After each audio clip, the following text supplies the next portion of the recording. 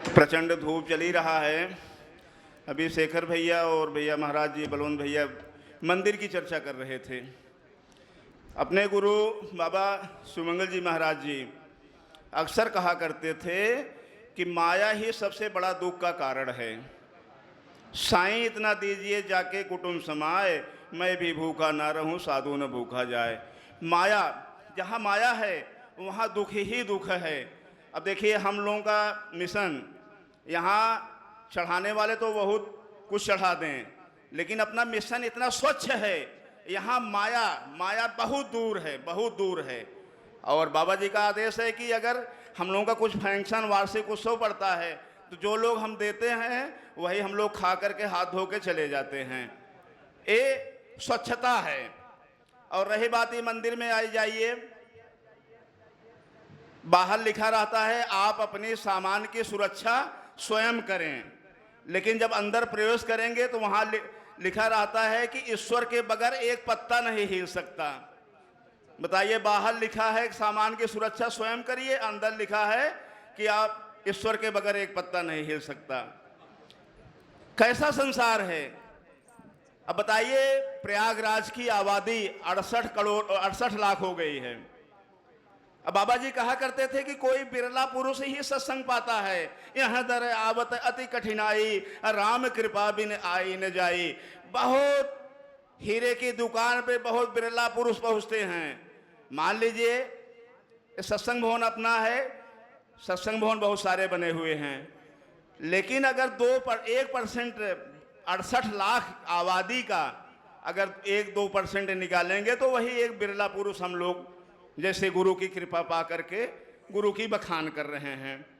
और दास क्या बोले, दास तो बाबा जी के कोशिश करता है बाबा जी के चरणों में चलने का, लेकिन दास जो है कि बिल्कुल कुछ भी नहीं चल पाता है। कोशिश करता है कि 1-2% गुरु के चरणों पे, मार्ग गुरु के पद चिन्हों पे चले। बहुत विनती करता है दास, लेकिन प्रयास कर रहा है कि बाबा जी के पद चिन्हों पे चला जाए।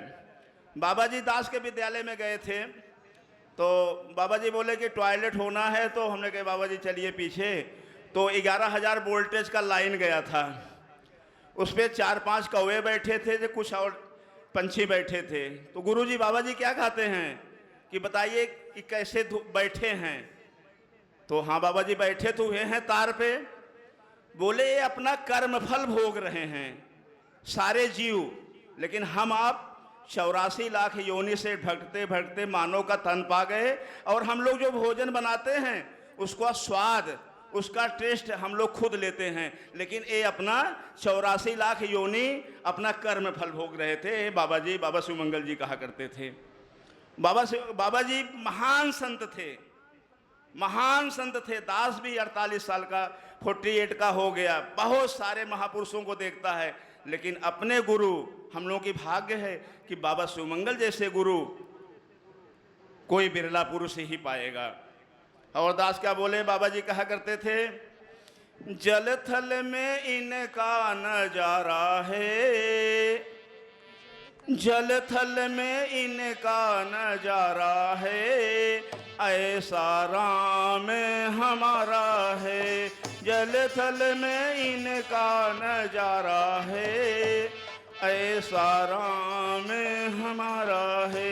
ए वायु से उड़ नहीं सकता, ए अग्नि से जल नहीं सकता, ए वायु से उड़ नहीं सकता, ए अग्नि से जल नहीं सकता, ए तलवार से कट नहीं सकता, ए पानी से बह नहीं सकता, ऐसा राम हमारा है, सारे जग में पसारा है। ऐसा राम हमारा है, सारे जग में पसारा है। और दास क्या बोले, दास तो देखिए वरिष्ठ महापुरुषों के पद चिन्हों पे कोशिश करना चाहिए। 2004 की बात है, ये नवरासी भैया हैं, धर्मराज भैया, इनके भैया बड़े रामराज भैया बाबूजी थे। इनको हमने कार से 11 बजे रात वहाँ गेट पे छोड़ने गया, कानपुर समागम से आ रहे थे। एक चीज दास ने प्रश्न किया उस बाबा जी से, बाबा रामराज जी महाराज जी से, कि हर इंसान बहुत संकट में है, तो बाबा जी ने कहा कि संकट में सारे जीव हैं, लेकिन डूबते हुए को तिनका ही सहारा है, डूबते हुए को तिनका ही सहारा है। इसलिए वरिष्ठ महापुरुषों के चरण धूलि, उनके पद चिन्हों पे प्रयास किया जाए चलने के लिए। और दास क्या बोले, दास जो है कि आप लोगों की चरण धूलि लेने भागा भागाता है। बोलो बाबा शिव मंगल जी महाराज की, बाबा शिव मंगल जी महाराज की जय। श्री महताब, जय श्री महताब।